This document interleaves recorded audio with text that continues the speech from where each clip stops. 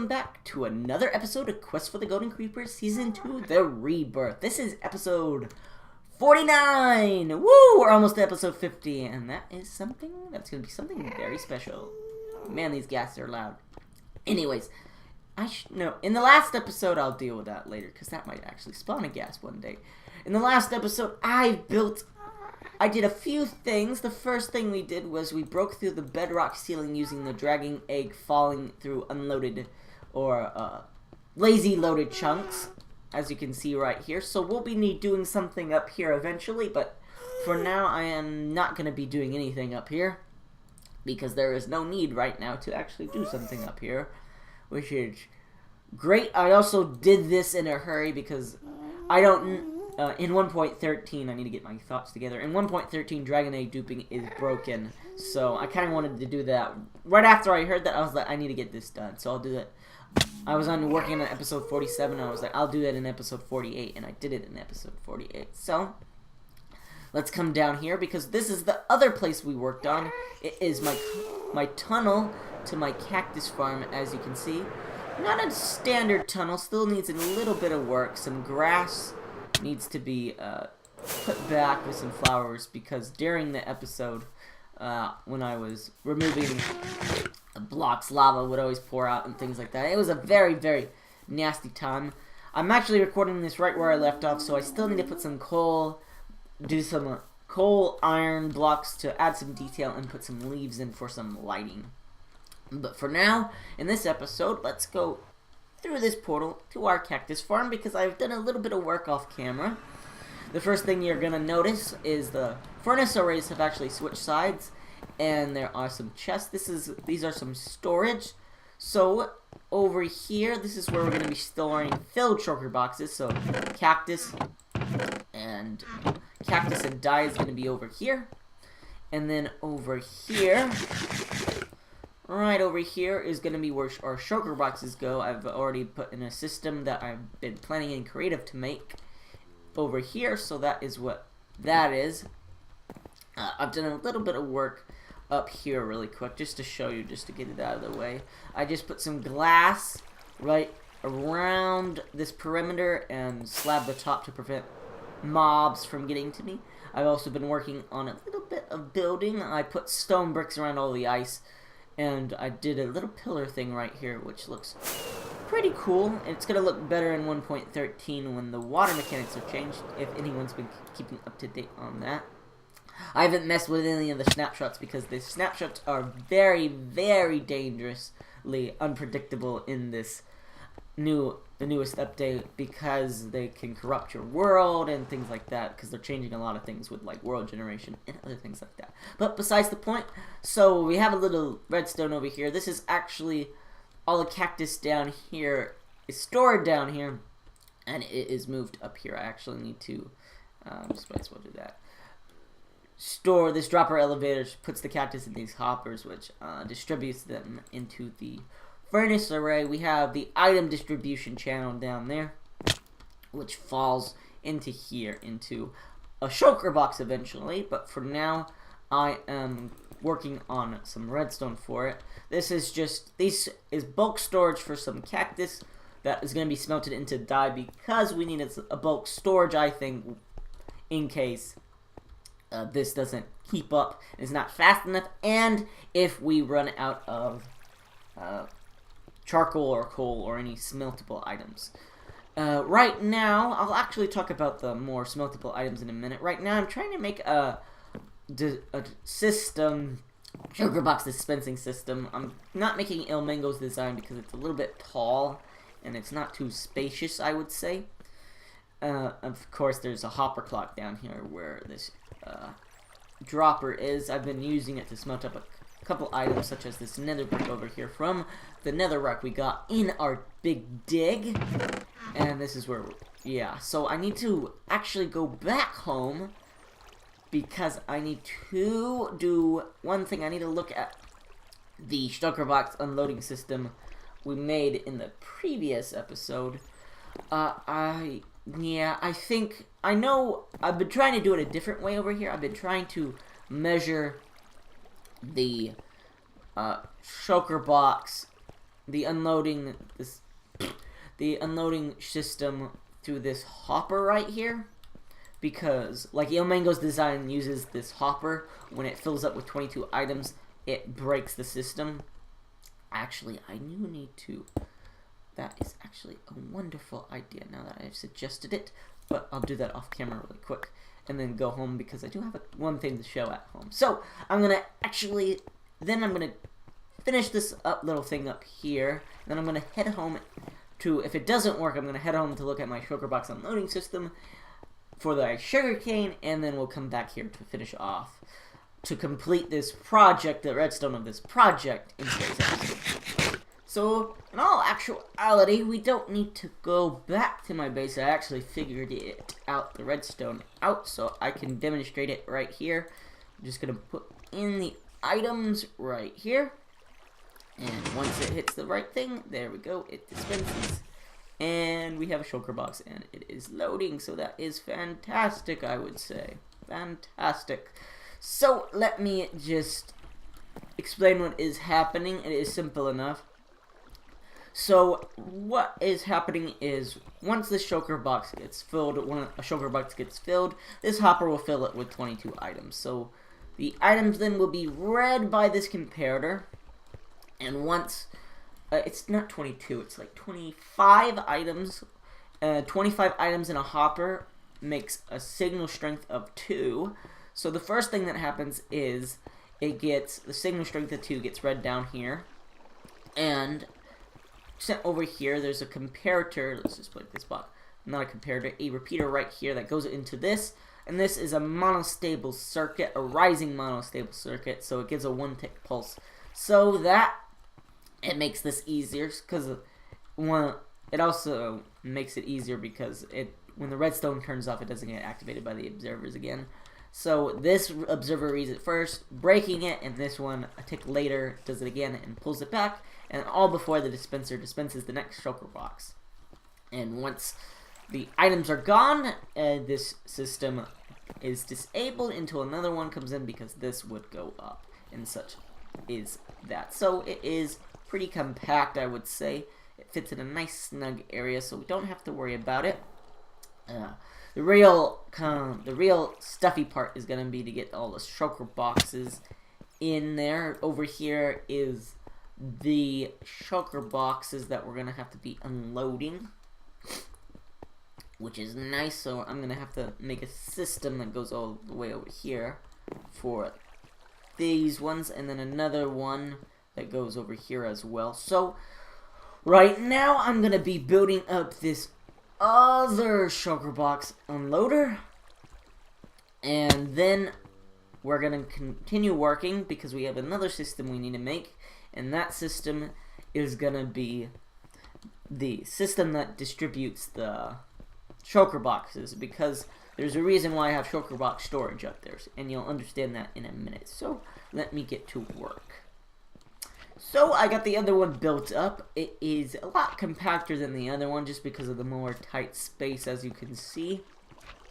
Have to get to this one somehow to get to this one without touching this and activating these drivers in any way, shape, or form. So that is done.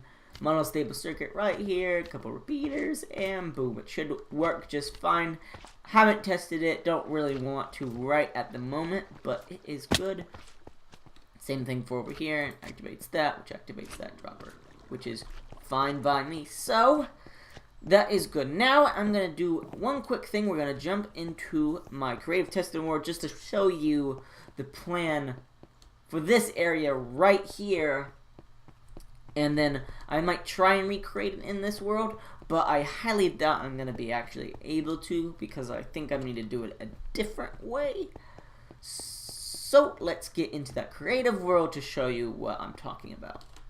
So this was the design I was originally gonna build, but I decided after thinking through it before I recorded this segment that I think I just need to make it a little bit more compact and a little bit more simpler. It is a bit complicated right now, so I'm not going to explain it. Also, it's kind of broken because I used the Forge in this world and that messed up the observers for something else, but that's besides the point. Anyways, I'm going to make another design. I have some ideas in mind, so let me do that real quick and we'll see what I come up with. I've never been more proud in my entire life to have actually designed something that works. So, I am gonna build this on the single player world, but first, let me explain how this system actually works because I'm very proud of it and I want to show you guys and explain to you how it actually all works. So let's get to that. So, we have one system right over here. This is where you store your empty shulker boxes, and this is the output chest basically that store the full shulker boxes. Now, I need to be able to have a counting system of when to pull shulker boxes out to be used and filled over at this filling station. I'll do that. I'll explain that in a minute. So we have an on button, and this on button will activate the entire system and make it all automatic for you. You don't have to do anything, which is nice. So when it turns on the first time, when you click the button, this piston right here will activate, push this observer, which then will push this piston, which pushes this redstone block and activates the system. This, which in turn goes into the counting system and locks our counting system to prevent the shulker box in the first chest from being pulled out. This counting system is by El Mango. It is only able to be 10 blocks long, which is why 10 blocks long is the amount of chests we're using on my single player world. As you can see, it's in a dumbed down version, and I didn't want to make it too big because I just wanted to see if it worked in concept on a lower scale. So this can only go up to 10 wide for the counter. It can only count 10 times. He'll explain that in the video. I won't do it here. So basically, an item will travel down the line, and as long as this is down, this will be locked. So this will go up, and boom, it will start, and the first set of shulker boxes will be pulled out here. Simple locking mechanism with cauldrons, pistons, and redstone torches. You can see how the circuit kind of works and kind of puts it together very easily. And then this hopper line goes all the way down here into right over here where that shulker box is right there. So we need to fill up a shulker box with some items as such. I need an empty one because I don't want this system to break. So let me grab an empty shulker box right here. I'm going to get rid of that observer. This empty shulker box right here, it will go in here, automatically dispensed. Perfect, because it's detected. Do this right over here with observers. Boom, dispense. It will only dispense one item because one shulker box because dispensers can't put items into anything. And it's a smart system and it won't try and throw the item out, which is nice. So to detect if it's fill or not, we use something based off of the El Mango's shulker box packer that I have built before on this channel. 23 items creates a redstone signal of strength of 2 with a comparator if it's in a hopper, which is very nice. So it locks this hopper up here to prevent any more items from coming down, which is nice. So it will hit a signal strength of 2, activate this rising edge monostable circuit, which produces a 1-tick pulse that is seen by these observers. This first observer will activate the piston right there, as you can see, and it will break the shulker box. And this system right here will then dispense another shulker box. And because it's 2 observers, it takes 2 ticks instead of, it takes 4 ticks. It takes 2 ticks for this piston to fire, and it takes 4 to dispense the item, to dispense the new shulker box, so it works perfectly. So the items go into this chest, and we need to keep this chest locked at all times. So there's a locking mechanism down here, and that works by checking if there's items in that dispenser, and which turns on this redstone torch to lock the hopper as well. But when there's no shulker boxes in there, we still have 1 shulker box, like right now here, and that's a problem because we want this whole chest to be filled with items before it drains its items. So we have to also measure the signal strength off of this shulker box because it's going to have an item in it.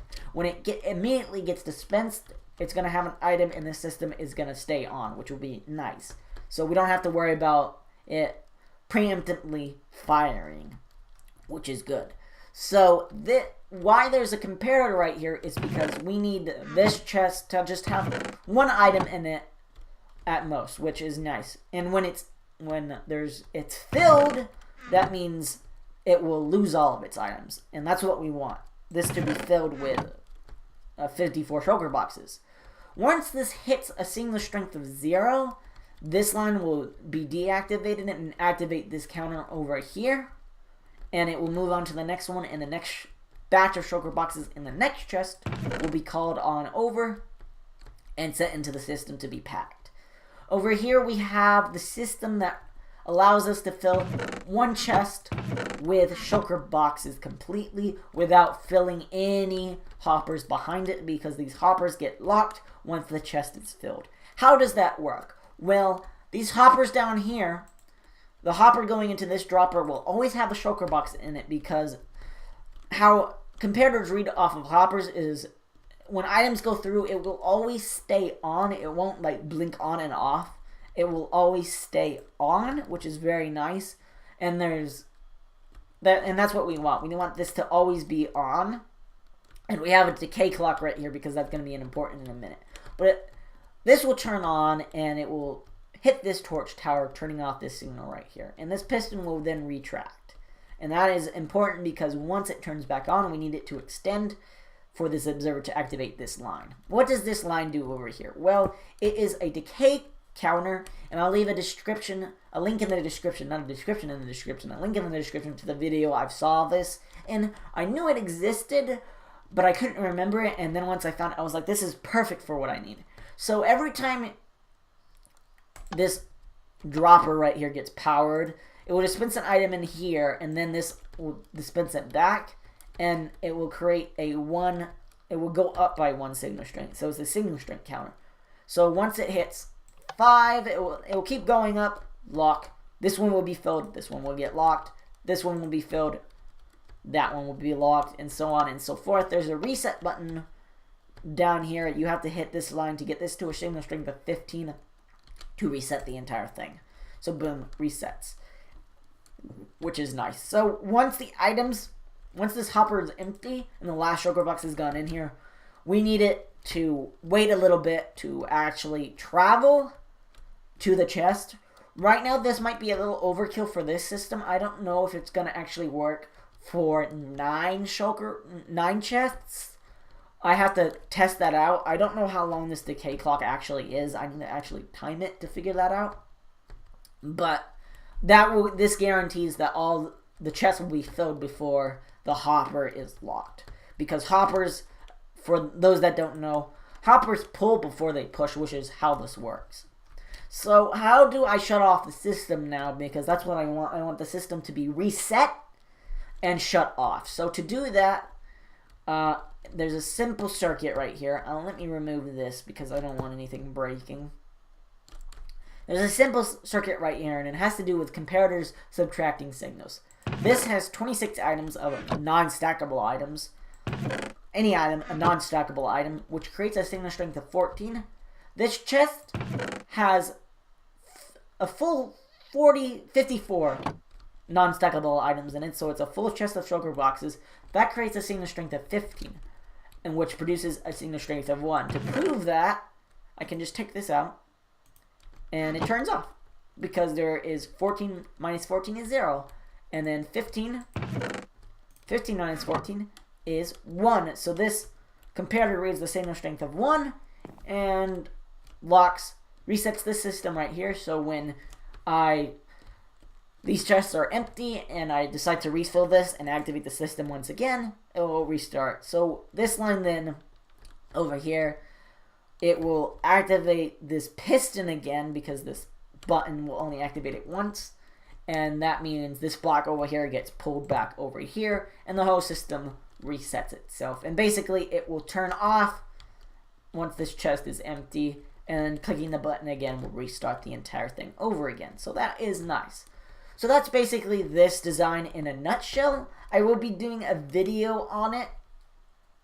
A video on how this actually works, a tutorial in greater detail on how to build it and why to build it. But for now, I'm gonna go get to working on building this in the single player world. This is gonna be fun. I'm so excited. Welcome back, everyone. I have completed, or almost completed, 90% completed the redstone for the shulker box packing for the cactus and the green dye. So I have a few things to run over. It's just going to be really quick, and I'm just going to...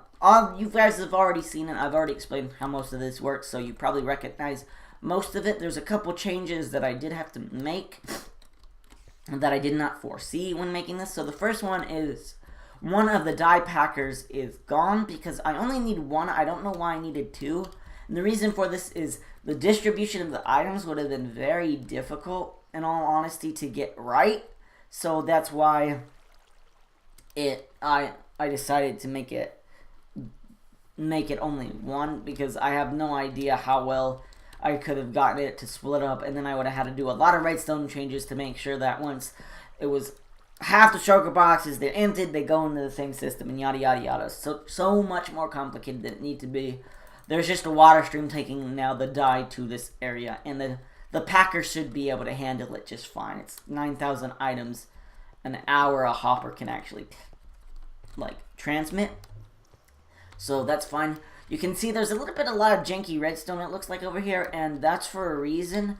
I could not fit this really anywhere up close to the let me just hop up here and show you to this torch, or these torch tower is how the hoppers underneath the chest filled with the empty shulker boxes empties and distributes the shulker boxes to the system.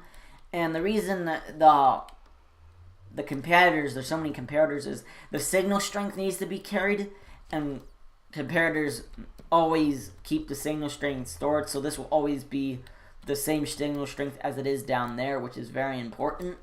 And that's why there's like a tower up here of comparators going up and up and up. That's the main reason why that is there. We just have some simple systems to make sure to the system recounts, resets, and things like that as well. The middle contains our shulker box packer by Il Mango, a little bit of redesign, and that is to accommodate for when this chest gets filled.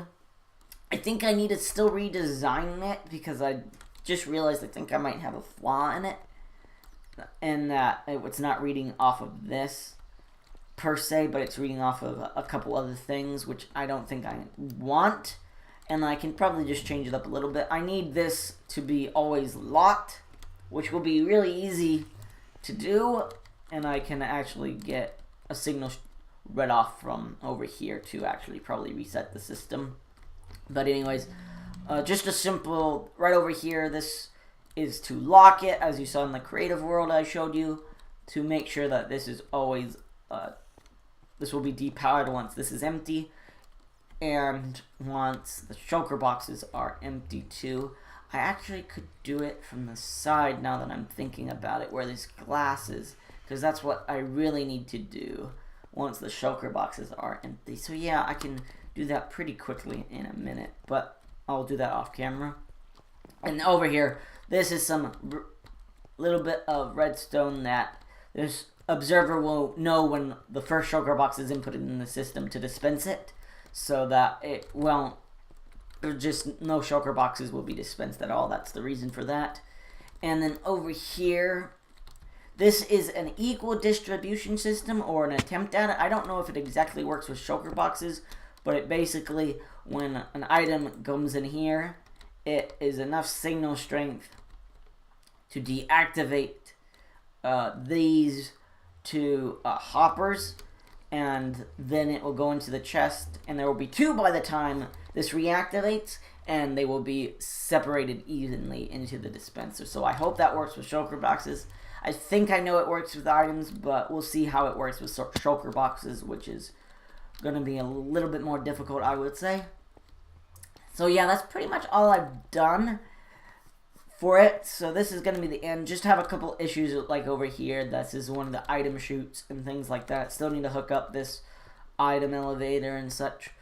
But there's one other thing that we will be doing over here, not this episode, probably in a couple of future episodes to get this project done. One other thing is the burn system to burn up excess items has already been put together. I still need to add a dispenser over here and such, and put lava in both of them.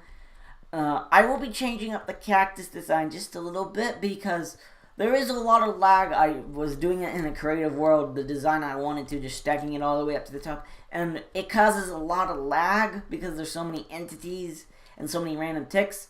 So I'm going to be working on a little bit of a design to decrease the amount of items and to decrease the amount of lag in this area, which will be fine and nice. We'll still get a lot of cactus, but it will be a much more lag efficient design by my standards. So anyways, guys, thanks for watching. I hope you enjoyed today's episode, and I will see you guys next time.